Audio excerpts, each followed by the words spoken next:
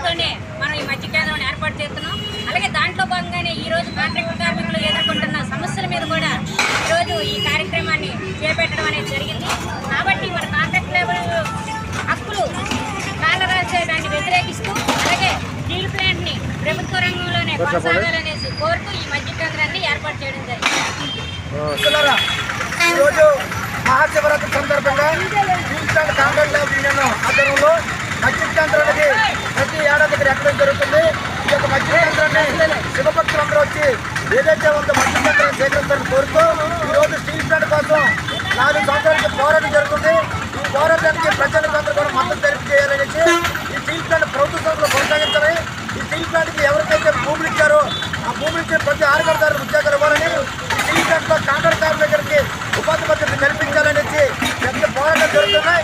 ఈ పోరాటానికి ప్రజలకి అందరికీ మద్దతు తెలియజేయాలనేసి కాంట్రాక్ట్ కార్మిక సంఘంగా శివభక్తులకి మేము విజ్ఞప్తి చేస్తున్నాం.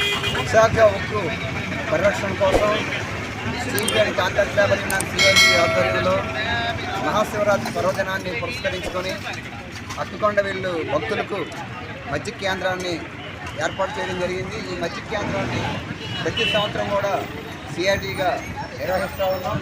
ఈ సందర్భంగా ప్రజలకు విజ్ఞప్తి చేసేది ఏంటంటే 60,000 కోట్లు డివిడెండ్ రూపంలో కేంద్ర ప్రభుత్వానికి ఇచ్చినటువంటి ఈ విశాఖ ఉక్కుని ఈరోజు కేంద్ర ప్రభుత్వం ప్రైవేటు వ్యక్తులకు దారాదత్తం చేయడానికి ప్రయత్నం చేస్తూ ఉన్నారు.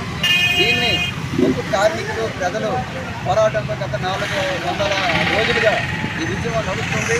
ఇప్పటి వరకు దీన్ని అమ్మలేకపోయారు.